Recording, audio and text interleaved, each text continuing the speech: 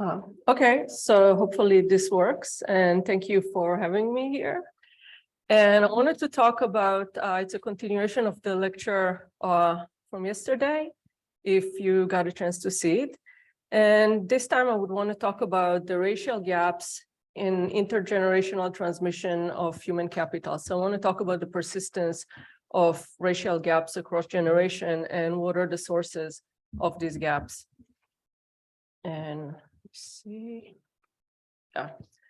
So, there's been a literature talking about how a lot of the gaps open pre-markets, right? So if you regress wages on AFQT test score, 70% of the pay gaps are explained by, by test scores. It doesn't mean that there's no discrimination in the labor market, but if we think there are differences that are formed early on, and we think that the family environment is very important to an early development of these skills. But we don't want to rule out the labor market. In this paper, we're going to look at the interaction between markets and early development of skills. So one idea was that if you have some discrimination in the labor market, it could affect investment in skill. We're going to look at that as well. But we're also going to look at how the family structure and what we call initial condition, the family, and I'll explain a little bit in one slide, affect this formation of skills.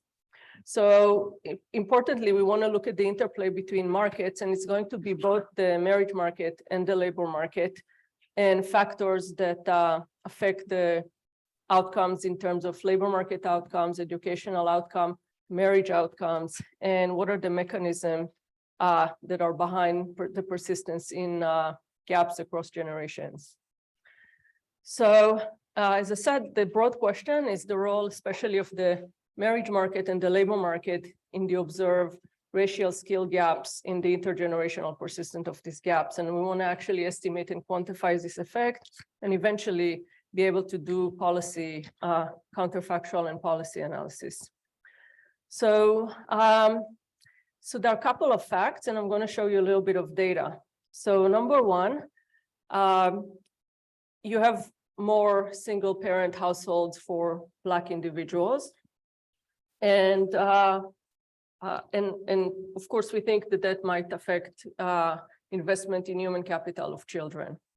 But I'm actually going to show you that there are gaps even for married couples. So one thing that we observe is maybe lower assortative matching is not the right word, but Black women are more likely to marry down in terms of education relative to white women and are more likely to be single.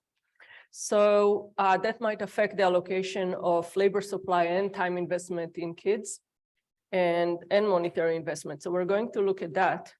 The third fact, maybe that is less known, is that the families are less stable, so the divorce rate is higher. And we're going to think about in terms of investment in kids, and I'll connect all the dots in a slide or two. But these are differences that you could observe in the data. And the second is, if you look at labor market differences, obviously these are well known. So there are education gaps and experience gap. There is higher unemployment. And a wage gap. So we're not going to take a stand here on whether it's discrimination or what it is, but there's going to be a tax in the labor market. So this is roughly the motivation. So what are we doing here? We're actually going to have a life cycle model in which people allocate within marriage time spent with kids and time work. And this is the decisions are going to be non-cooperative, and we're going to have marriage and divorce. We're going to have transferable utility. So we are going to have frictionless marriage market, and marriage market actually is going to be an equilibrium. So this is, if you've seen this paper 5 years ago, it did not have an endogenous marriage market, and marriage and divorce were not decisions. So this is over the life cycle, marriage and divorce are going to be endogenous. So fertility is going to be endogenous. labor supply is endogenous, and we're going to use this framework to quantify the role of markets and the different components that affect nurture versus nature. I'll explain what we mean by that here, and other components. So it's the first paper. I'm not going to speak too much on the literature, but it's the first paper that I incorporated. It's going to be a dynastic framework, and within that we have dynamic marriage and divorce with an equilibrium marriage market. So let me start with the education gap. So we know that there are education gaps, and even after we control for characteristics like education and location, the parental characteristics, these gaps are persistent in attainment for kids. And if you control for labor income, the gap becomes insignificant. But it turns out, this is from another paper, that parental time in early childhood, in the first 5 years especially, is, if once you control that, income becomes insignificant, and you could have actually causal effect. So at least in the first 5 years, the conditional on education of the parents matter, but the parental time with kids matters much more than the income. And so this is show you just a quick result. So this is a 3-stage least square, but this is a regression with 4 education outcome. So the omitted variable is less than high school. So this is just a linear system with high school, some college, and college. And all I want to show you, it's part of the, I'm putting it up front because I may not get here. So it's this is sort of education transition function. So if you control for parental education, the income in the first 5 years, the father's time for gender and for race, and the number of young siblings, then you could show that parental time, mother's time increased the probability of going to college by a lot. Father's time doesn't increase much the probability of going to college, but it reduces the bad outcomes. So it reduces the likelihood of not going to, not finishing high school or getting some college. The black coefficient becomes insignificant, so it's not part of the production function. If you control for all that, this is statistically insignificant. If anything, is a bit positive. And girls do better. So for any level of inputs, and this is actually, I didn't show you, it controls for selection of unobservability of parents and such. So conditional on inputs, girls also always do better in terms of educational achievement. So this is a piece of it. So one thing is we have single parents, and we think time with kids would be a tough thing, especially when you have a single parent, if that's important in early childhood.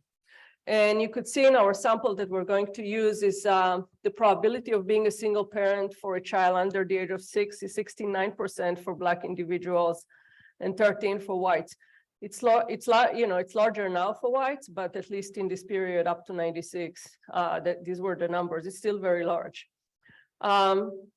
Married Black women as well spend less time with children. So we want to ask why. And so this is just, let me tell you what I show you here. So do we have, suppose single mothers. So we have here a panel of single mothers, Black and white, and then married women, Black and white. If you look, so we're using the PSID. Let's just focus for the PSID. And these are actually homework normalized. I'll talk about it later, but we compare it to actually the supplements in the PSID, and the ATUS data is for comparison is really time with kids. And you could see that especially for married women, there is a large gaps between, this is annual hours. So this is large gaps between, Black and white females. And we want to ask why. So one reason is the labor market. So what I'm going to show you is that whatever the reason, if there is a Black tax, even for assortatively, even if you take college-educated Black couples, okay? So you have less in the sample, but let me show you that. So if you look at, these are college graduate Black and white females. So if you look at the household income for college graduate couples, so the total income is the same roughly for Black and white couples with college education, but the share of the women is much larger for Black families. So you could see here that Black female earn $42,650 a year, relative, and it's much larger than the white female. And the hours worked annually are much larger. So one story is that if conditional even on education, you have lower earnings for Black individuals, then women are going to be more attached to the labor market, and they're going to work more. The second story that is going to be in the model, so this is going to be in the model, is that if you are more likely to get divorced, you want to accumulate labor market experience and you're more likely to be attached. So all these things are going to be, will come into play, and we're going to see how important these things are. So, so we want to know, this is the labor market. So in the marriage market, let me show you the probabilities of divorce. It's all affecting, of course, the labor supply and time with kids decision. So this is PSAD marriage. So you have more cohabitation, which we call your marriage because we don't live large enough, but we also looked at legal marriages just to compare. If you look, of course, this is the probability of divorce, and we know it declines conditional on being married. But the blue line is for Black individuals, and you could see that the red ones are for white individuals, and these are really large gaps. So, and it's true even for legally married that individuals that the marriage is less stable. So that can affect also the labor market decisions. So we're going to incorporate all these. In the model. So this is how markets are going to play and affect decisions and formation of education early on. I don't think I have 45 minutes. So let me say that we have previous papers without marriage and divorce and single parents in which we have dynastic models. We're going to have a Barrow-Becker type model in which the utility of the kids is in the utility of the parents. So it's an infinite horizon model with all the generations. And we develop a way of how to estimate it showing a representation similar to a Hertzmiller in a different paper. But here we're going to have two things that are not in the other papers. One, we have strategic interactions because we have game between the married couple, which is non-cooperative. The decisions are going to be made non-cooperatively, and we'll have marriage and divorce. And then we are also going to have the equilibrium market, and that's the newest part. So let me start with the model. So we have individuals starting, what are the choices? So once you start your life as an adult, you make choices, and the choices are birth. So fertility is endogenous, and every period you make a choice on whether to have a kid or not, that's B. And then you have labor supply decisions. So HT is a vector, I is the male, and J is the female. And it will have three choices: no work, part-time, or full-time. So it's a discrete choice model. And then we'll have parental time, which is similar. So we will have three levels like low, medium, and high for male and female. So this is going to be a vector in the household. And then you'll have a decision whether to marry and divorce. So empty would be if you're married, it becomes 0, you become single. So every period you can become single or marry. And family structure, labor market experience, children education, skill, and fertility, these are all endogenous here. So the transfers within marriage are going to clear the market. So we're going to have sharing rules and are going to be determined in the labor market. I'll go into a little bit of details on the labor market, on the marriage market. And competitive labor markets, so we have skills and experience which are endogenous. So you work and you just gain experience, and it matters whether it is full-time or part-time. What is exogenous in this model? Number one, so the initial distribution of education or skills by race and gender. And we don't have interracial marriages here, so you could think about it as two different societies in a way, right? That they have some initial conditions of skills and education, and that is one difference. And then we will have they will have different, they will have labor market for race and gender. You would have some tax, which is exogenous, given a conditional on education and experience, which are endogenous. And so we have that, we have the gender, we have the initial distribution of the skills, and then we have non-pecuniary cost of divorce, which are allowed to vary by gender and race. So these are the things that are fundamentally exogenous in the model. And you could see we're going to be able to run counterfactuals and say what we want to, suppose the distribution of education or skill that is available to Black, let's say, women is the same as white women, right? And rerun it, and quantify this type of effect on persistent of gaps, and then close the marriage market gaps. So this is the type of things we want to do with it. So these are the choices.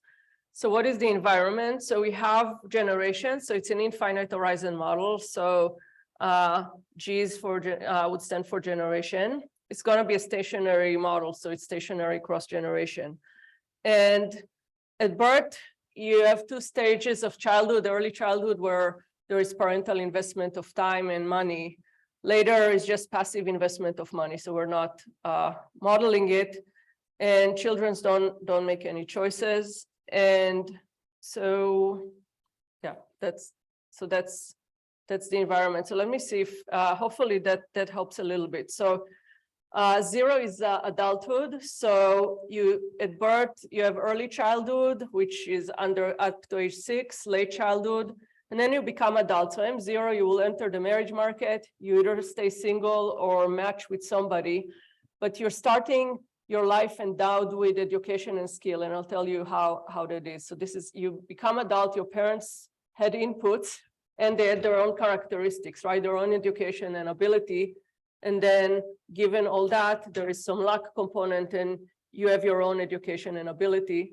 And then you make choices of marriage, birth, labor supply. These are all discrete. And we have time with kids and then consumption. And then at time T, during fertility years, where we're modeling fertility is up to age 46, you make the same decision. And then for the first 5 years, you make the decisions of whether to, how much time to put in your kids. And then you have time in which you become infertile and all your kids are older. So you only make labor supply decisions, and then you consume. And then you die. And but there is a cap T, and then your kids become adults. So we cannot allow, for example, that you would have one kid that is older where you're still making investment decisions. Because I don't even know if we can solve a model like that. And then the next generation starts, and then it's the same. So what is the marriage market? So you start your period, you're going to have a state vector, right? I'm going to put the state variables in a second. And you're aging, and then you're going to, after you update it, you get marriage market shocks. They're going to be extreme value type 1. And then there's going to be matching. And if you're married, there's going to be renegotiation or divorce. And then the decisions are made. At the end of the period, it's what we called after the marriage and marriage matching. Some people are divorced and single. You could remarry immediately, okay, if you enter the labor market, the marriage market. And more uncertainty is realized. So you have standard shocks, we call it the production period. And then if you're married, you make, or single, you make birth decisions and you make birth, labor supply decision, and time allocation in kids. So these are the stages within each period. And marriage market and matching and market clearing. So we're going to have a frictionless, it's a Chow and Sue type of model. So we have frictionless matching every period. So new marriages are matched based on economic value, right? And preference shocks. So you have IID shocks for a type, right? And a type we define, by age and education, whether you have kids, what's your labor market experience. So we have fairly large number of types. So we have divorce. So it matters whether you have kids when you enter the marriage market again. And we're going to have one period limited commitment. So unless, one spouse hit like the boundary that they want to divorce, the sharing rule remains whatever they agreed on when the marriage market clear when you match. But if one spouse hit the boundary, then you get the new price that you have that clears the market of whatever your value is as a single person in the marriage market. And divorced couple immediately can re-enter the marriage market and then get married. And then the household allocation problem or the production. And again, you have the IID shocks, the same extreme value type 1 shocks that are realized, and the household allocations decisions are going to be made. So what is the budget constraint? In this framework, we have no borrowing and saving. We're trying to extend it in a different paper. So we have the incomes of each spouse, and it depends on labor supply, which is H. So HW, K and K prime, this is labor supply decision. And Z is your characteristics. So what matters is whether your gender, your race, your experience, and your education. And then you have public good, which would be the expenditures on kids. And then you have private consumption, CK and CK prime. So this is just the budget constraint. What do? We don't observe expenditures on kids. So the way we model it is in the second equation, you could see alpha times, so beta is number of births, so it's the number of kids. So we're going to assume that you're going to spend, it's not a choice, a share of your income depending on your household composition of education. So any times income. So the fraction of the income that goes on the kids depend on the number of kids and what education you have, and it's going to be a fraction of the income. What is going to capture is also demand for kids, because you're going to have that people with higher. If you remember in the Barrow-Becker model, there was a neutrality result. In fact, right, richer people did not have richer kids, and the reason is that there's been increase in demand. If you're richer, you increase your demand for kids, you're having more kids, and each one gets the same amount of bequest. Then, of course, it's been relaxed under many assumptions. And what's relaxed here is the budget sets are not independent across generation, and we have time constraints. So, Lowry 81 has done that. So, but there is the increase in you have two things. So, but we have quantity quality trade-offs in this model. So on one hand, if you're richer and you want higher quality kid, although your opportunity cost of time is high. At the same time, when you're richer, you have you want more kids in terms of number as well, and these are going to be trade-offs. So in this reduced form, it will be a number of kids in your income, so it will capture the demand effect of income on demand for kids. So this is just sharing. You could write the share. What is the sharing rule? So how much your private consumption, this is just from the budget constraints, CKT. I didn't tell you, K is a set of action that person one is taking at this period, and the time T, so out of the total share of private consumption is just going to be their own wage plus the net transfer. So tau is the net transfer. And tau would be determined in marriage market equilibrium. And this is out of the total resources in this period minus the cost of kids.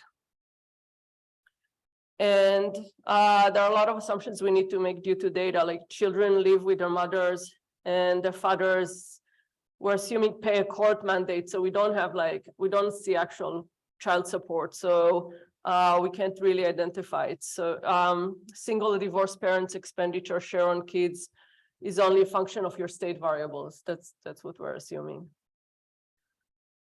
So what I show you, the three-stage least square, this is just an intergenerational transition or education production function. So what goes in it? So what the education of the kid at age, when you become an adult would be a function of X. What is X? The parent's ability. And by the way, ability would be just a labor market fixed effect that we will estimate, but and the parent's education. So this is the characteristic. D0 to D5 would be the household time investment vector, and wages is the income of the household in the first 5 years. S minus is the number of siblings under age 5. And then, so given those investment, these are the inputs, you get a shock of luck. Oh my God, it is uncorrelated with anything else, and you get your education. Given that you get your education, this is the ADA in 4B, you get your own, what will be the market labor market fixed effect. You would get it as a function of your parents' education. So in this version, the only way parents affect ability is through their characteristics and investment effect on education. And that would affect your fixed effect systematically, but then there is luck. This could be relaxed to some extent. But this is how you start your life with your state variables X. And this is what I showed you actually at the beginning. So let me show you what is the structure of the model. So this is just to show you the dynastic structure. And I have 20 minutes or? So 9:50, yeah, 25 minutes. Okay. 27. All right. Okay, that's good. So, so the utility of J is, these are the genders. So J is female, I is male. So X is, you start your life with characteristics X, right? Which is your, here it would be actually race, gender, education, and this fixed effect or ability, what we call skill. So this V, the first component, VJX, is a life cycle component. So this is a standard life cycle utility up to HD. Okay, so it's like a Barrow-Becker model, just with instead of one period, you have a life cycle. So you have a non-stationary component here in the model. So it's just standard sum from T0 up to cap T of your expected lifetime utility. And then beta is the period per period preference, just the discount factor across periods. So you have beta to the cap T, to the power of T, because you're discounting to the beginning of your life, the value of your kids. But your kids only become, your utility from them hits when they become adults at period T. So that's why I'm discounting it. And then sum of over BT, this is just number of kids to the power of minus nu. So this is exactly the Barrow-Becker models that you have the discount factor where you have concavity. So the value of each additional kid is declining, and we will be able to estimate all that. What is lambda? Suppose you only have one kid, then lambda would say how much you value your own utility versus your kid utility. So we're going to estimate that as well. So this is inside. So we have the next generation, except that we have gender, and gender matters. So this is sum over all the birth up to cap T, and this is expectations from time zero conditional on your, what you're endowed with. And UI would be the number of women, female kids, and J would be the number of male kids. So this is the total number of kids, and this is the same. So we have one for male and one for female. So of course the lifetime utility or value for male and females are not the same in this model. And so again, I think I said everything. So this is the structure, and I showed yesterday, if I didn't have all the couples and marriage market, how do we write a representation? We could actually represent it like a Hotz-Millerish representation of the conditional valuation function difference as a function of the model's primitive, just conditional choice probabilities, transition functions, and per period utility and discount factors.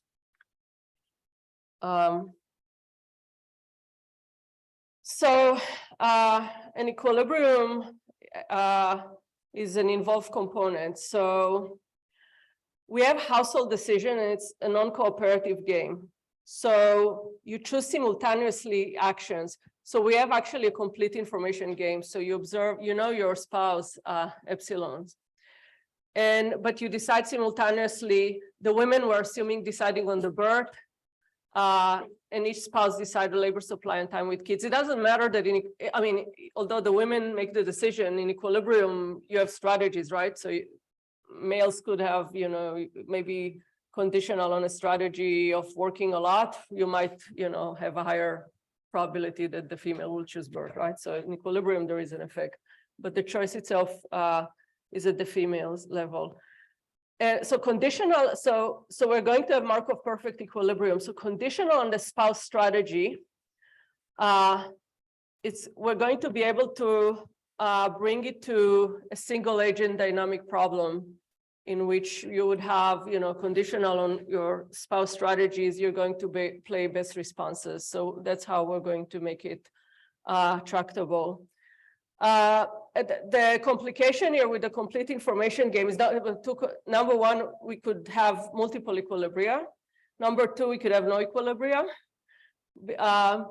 in pure strategies. But we actually show that we have we have a supermodular game. We actually show under the restriction that we have supermodular game. So we have an equilibrium, but we could also Pareto rank. If we have multiple equilibria, we can Pareto rank it. So for estimation, we're going to have necessary condition for equilibrium to hold, and we will estimate an equilibrium, but then we're going to do counterfactuals. And what we'll be able to do, because we can Pareto rank it, is like we could find the best equilibrium. So we're assuming that within the household for counterfactuals, they're playing the Pareto dominating equilibrium. So, so this is, you can characterize now within generation, the solution, starting at the final stage, right? And just working backwards. And so within the life cycle, what's going to happen is you're going to have the value functions, right? And then you'll have choice probabilities. So we'll have an equilibrium probabilities. So A star J would be the equilibrium strategies, and conditional on your spouse actions, ATI, right? Set of actions and characteristics. It has to be that the choice probabilities are optimal. Really, that's what we're saying here. And so an equilibrium to the household exists if for each pair of action, the pair of probabilities are such that basically we find there is a fixed point that given the spouse strategies, your CCPs are optimal and vice versa. And we provide conditions under which you have pure strategy equilibrium. So this is the newer part for this paper. So now we have the stage where the marriage market enters. So we have married couples who draw preferences for marriage, which is all the shocks are going to be extreme value type 1 here, and preference for being single. So this is what's going to happen with the marriage decision. So let me try to go a little bit slow. Is this yeah, okay. So This is kind of tall. So what you see here, this is the value of choosing to be single. So single is 0, okay, for a person J. And this is the shock. And this is the value of choosing, type ZT1 to marry, right? When you're type ZT prime. Okay, so this is the value of marriage of one type, and tau1 is the equilibrium sharing rule. And then you have all the types in the market. Okay, so you just choose, given the shocks, you just choose the best one. So what we would get from this problem would be probability of being married.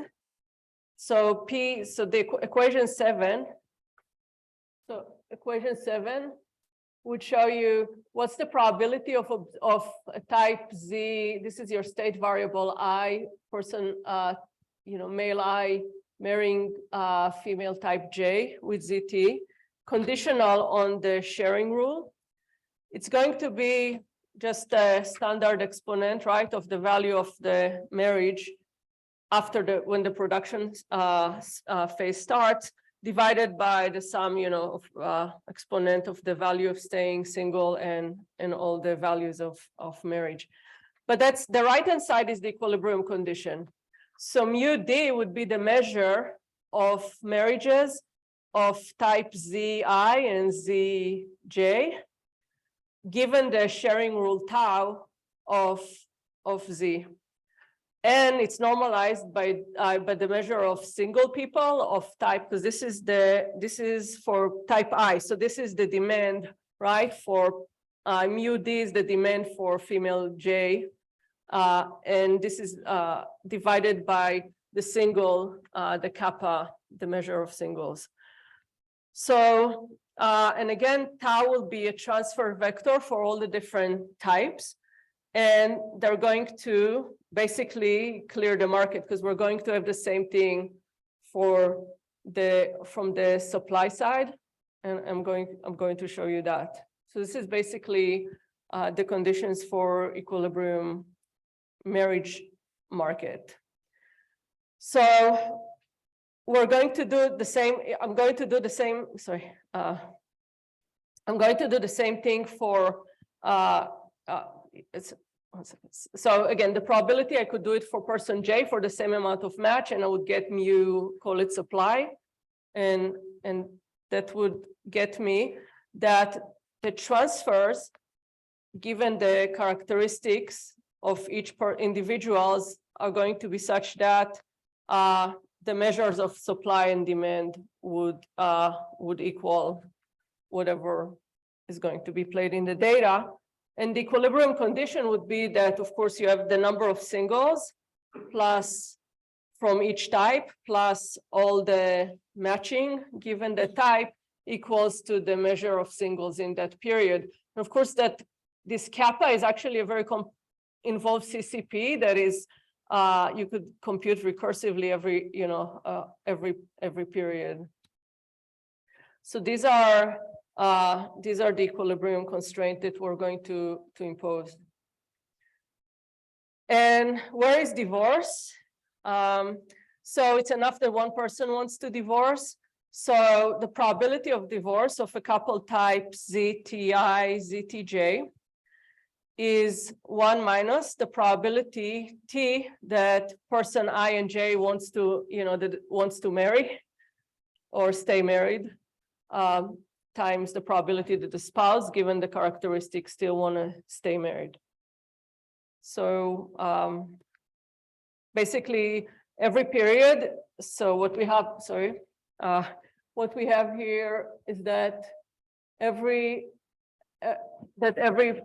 period, the utility from being married to this type of person plus the IID shocks, and this is a divorce cost that is type for specifics, is better than being single, and that has to hold for both spouses. So this is our. So just to recap what is an equilibrium here? So it's a state. So we're going to have a stationary equilibrium across generation. So within a period in a marriage market, the distribution within race, right, and gender of education is given, but within the model is actually determined in equilibrium because the parents invest, the investment in time allocation determines next, the distribution of education of the next generation. So, so we have stationary equilibrium. How much time do I have? Okay. So so it consists of time, resource allocation, birth decision, and choice probability. They're all optimal. So we do have the Markov perfect equilibrium, and we have the market clearings for the marriage market.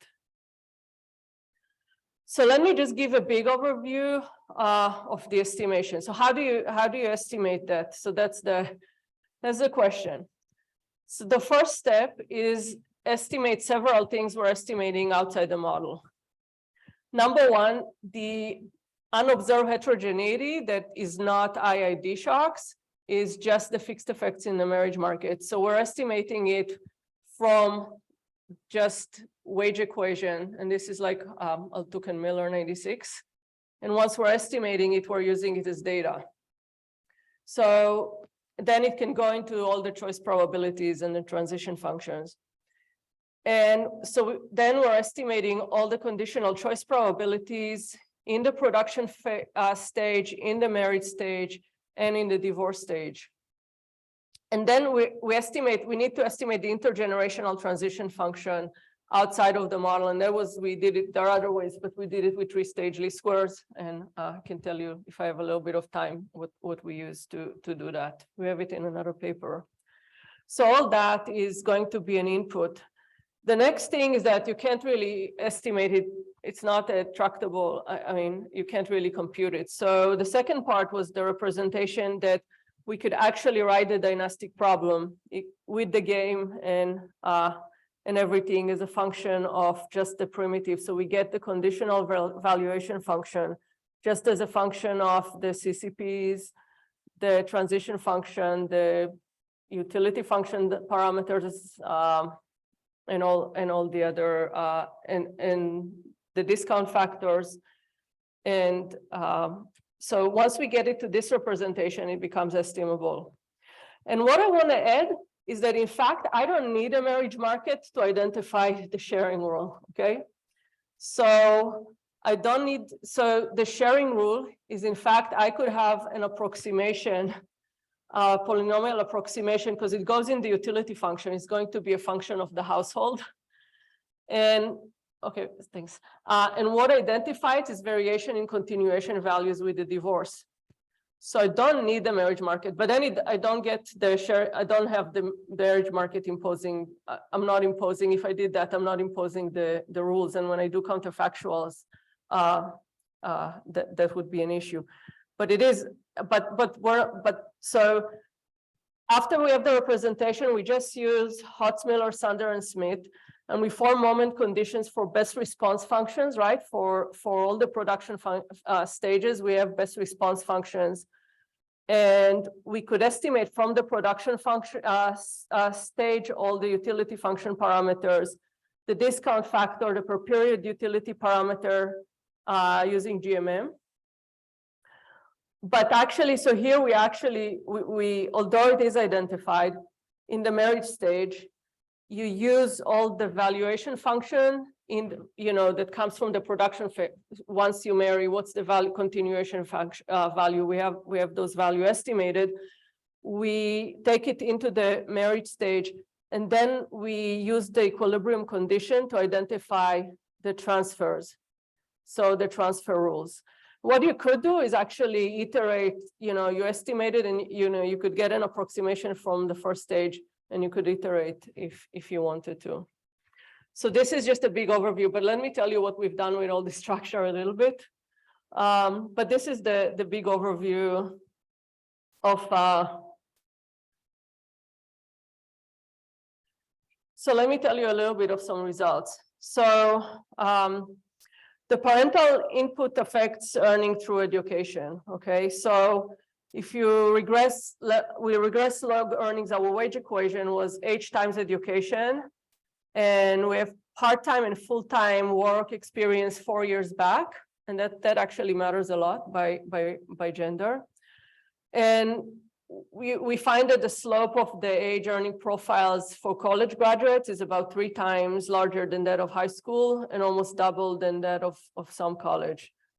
And we find the labor market tax on female and Black, it's in the fixed effect. So you could get the estimates of the fixed effect and you regress it on the characteristics and you find, tax. This is the main things. And this is the fit of the model.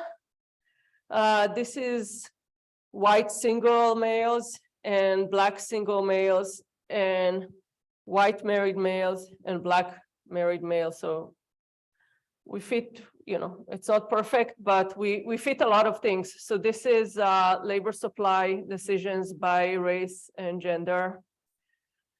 And this is parental time with kids. This is the fit by marriage status and gender and race.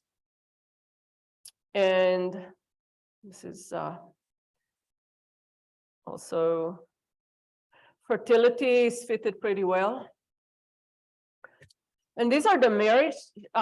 So this is the marriage transitions.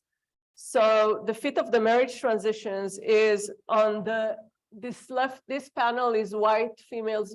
This is data.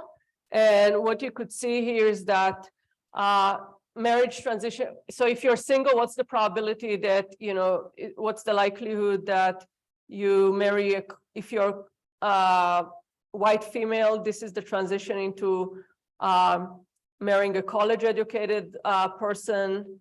And this is data, and on the right hand side there is the model. So the fit is, again, it's not perfect, especially like maybe for single it's a little bit off with high school, but it's fairly good. But what you could see already both in the data and the fit is the difference between white females and Black females transitions. But this is, I'll get to it. So this is just fit of the model. So what is it so I have 5 minutes or? Okay, so we've estimated this model. We're in the process of doing the counterfactual. So we find it took us a while to figure out how to, so we have to, for the counterfactuals, we're solving it. So what are the simulations that we're running? So we close the earnings gap, and then we rerun the model. And then we just we can compare the education gaps across generations, and we can compare the earnings gap across the generation.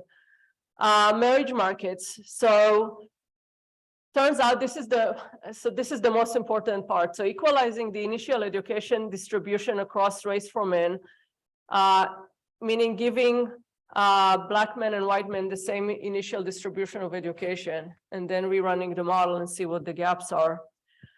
And then we have marriage market bonus to mimic the marriage probability of whites. And we haven't done that yet. So let me tell you what I'm going to show you. So I have still previous results when I didn't have marriage market equilibrium.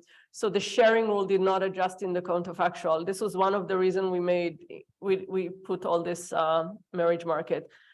So it turns out that if you do number 2, that's the thing that closes the gaps the most between Black and whites across generations. More than anything else is not the probability of actually being married, and it's not the probability of divorce. It's like it's the initial distribution of available skills of men. So let me tell you again, this is from previous version without the adjusting. So I don't know what would happen now when I'm going to adjust the sharing rules. So changing the initial education reduced the education outcome gaps of kids the most. So the college gaps between white and Black and white reduced by 31.5%.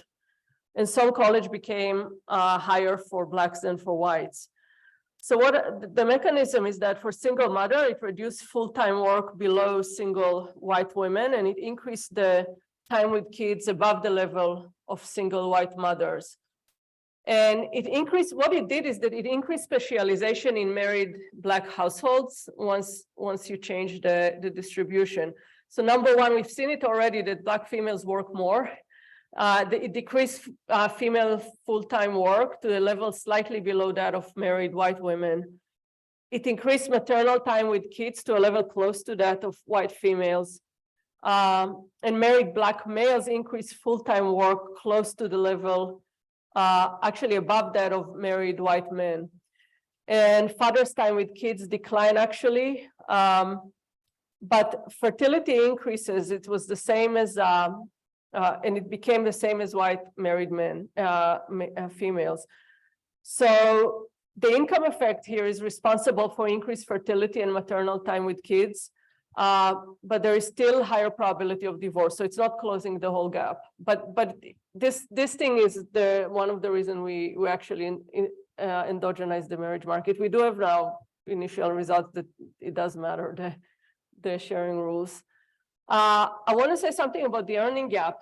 So we did not find that despite the race earning gaps, the returns to parental investment are not lower for Blacks. So the reason, what I show you, the mechanism that if you did have discrimination, how it affects investment in kids is not true. Is not really because the returns are lower. It's not true. It's because through the time allocation and the marriage and who you marry. So, but it did have an effect. Actually, it did an effect. So I have almost no time. So let me go and say, let me just conclude. So we have endogenous single parenthood, time allocation, and marriage.